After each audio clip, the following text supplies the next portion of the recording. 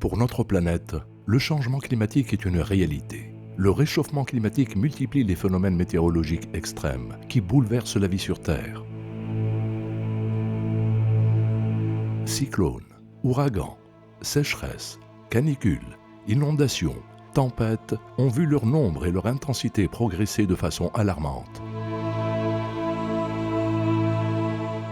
Des catastrophes au coût terrible, 1,6% du PIB mondial entre les années 2012 et 2013.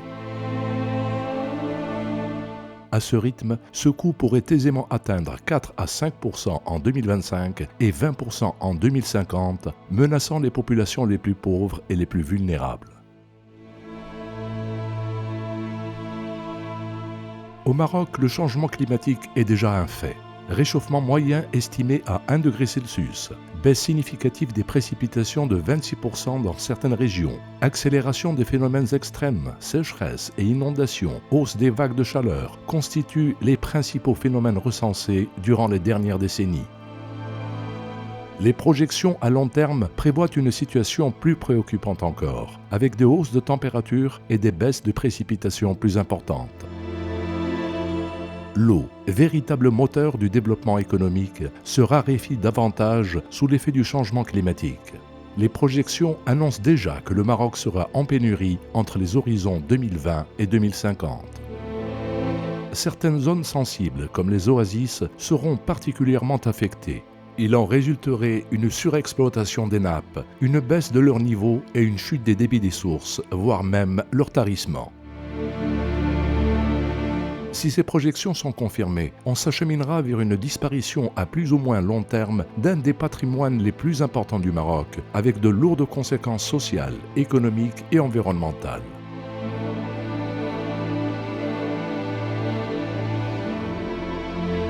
La politique des barrages menée depuis 1967 était déjà une politique d'adaptation aux sécheresses et inondations qui se succédaient à une fréquence inhabituelle, prélude au changement climatique.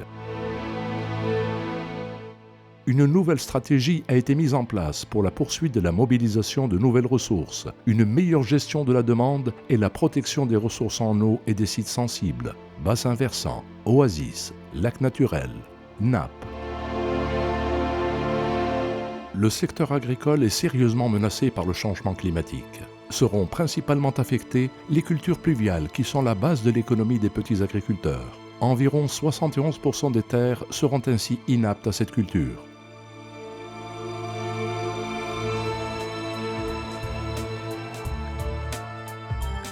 Le plan Maroc Vert, adopté en 2008, inclut une série de programmes et de mesures qui prennent en considération ces défis, dont notamment le programme de reconversion de l'irrigation, la reconversion de la production céréalière en arboriculture fruitière et en olivier, et l'orientation vers la pratique du semi-direct. Le littoral subit de plein fouet les impacts du changement climatique. Ces effets se manifestent par un certain nombre de phénomènes, dont l'érosion des côtes sableuses et la submersion marine. Elle est accentuée par le phénomène de littoralisation. L'adoption d'une nouvelle loi sur le littoral et la mise en place d'instances nationales et territoriales sont un début de réponse à ces défis.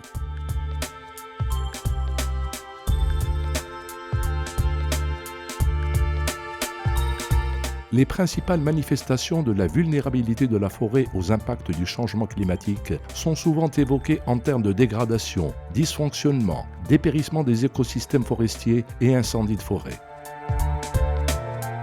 Le secteur forestier est l'objet d'une stratégie nationale qui se base sur une approche territoriale et participative pour la lutte contre la désertification, la conservation et le développement des ressources forestières, la protection de la biodiversité, l'aménagement des bassins versants contre l'érosion hydrique et le développement humain dans les espaces forestiers et périforestiers.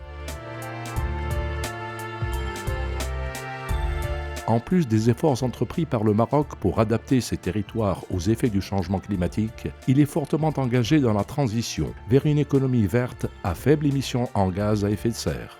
Ces émissions sont estimées à 3,10 tonnes équivalent CO2 par habitant en 2012.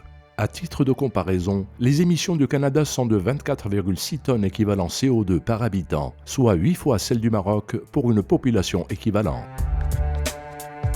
Le secteur de l'énergie responsable de près de 56,5% des émissions totales des gaz à effet de serre du Maroc fait l'objet d'une nouvelle stratégie qui a permis d'enregistrer des avancées remarquables dans le développement des énergies renouvelables, illustrées notamment par la réalisation des parcs éoliens et la réalisation de méga-projets de centrales solaires telle la centrale Nour, la plus importante au monde.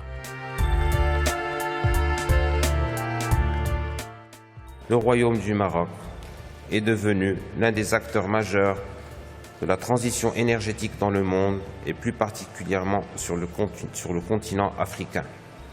C'est ainsi que l'objectif de 42% qui avait été fixé pour la part des énergies renouvelables dans la réponse à apporter à nos besoins en 2020 a récemment été porté à 52% à l'horizon 2030. L'efficacité énergétique constitue également un pilier important de la nouvelle stratégie énergétique du Maroc. Programme d'efficacité énergétique dans le bâtiment et l'industrie, étiquetage énergétique des appareils domestiques, villes nouvelles à faible émission de carbone sont des exemples de programmes susceptibles de participer à l'effort national d'atténuation des gaz à effet de serre. Le secteur du transport émet près de 28% des gaz à effet de serre du module énergie. Plusieurs mesures ont été initiées et pourraient participer à atténuer les émissions de ce secteur, telle la stratégie logistique, le remplacement des grands taxis par des véhicules 7 places à faible facteur d'émission, la modernisation du parc automobile de l'État vers l'utilisation des véhicules électriques et la mise en place de tramways dans les grandes villes du Royaume et la suppression de la subvention au carburant. Le traitement des déchets solides est devenu un défi vital. Symbole de cette volonté, la mise en place d'un programme national des déchets ménagers et du programme national de valorisation des déchets qui vise entre autres à mettre en place des sites d'enfouissement et de valorisation des déchets avec des plateformes de tri et de récupération du méthane et son utilisation pour la production d'électricité.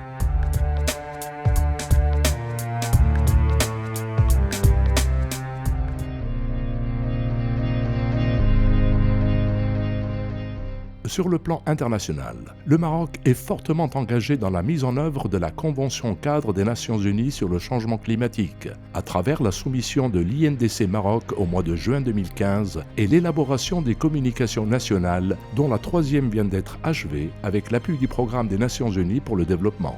Cette communication a été élaborée dans le cadre d'un large processus de concertation et de renforcement des capacités impliquant tous les acteurs concernés, aussi bien au niveau central que local.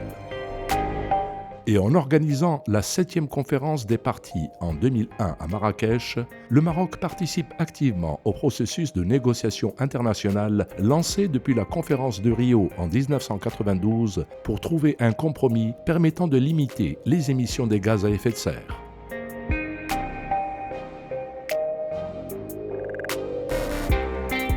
À la COP21, organisée en décembre 2015 à Paris, les 195 pays représentés ont adopté un accord historique sur le climat. Un accord considéré comme une avancée majeure sur le chemin de la lutte contre le réchauffement planétaire. Le Maroc, organisateur de la COP22, aura la mission de consolider cet accord et de confirmer son engagement dans la lutte contre les changements climatiques.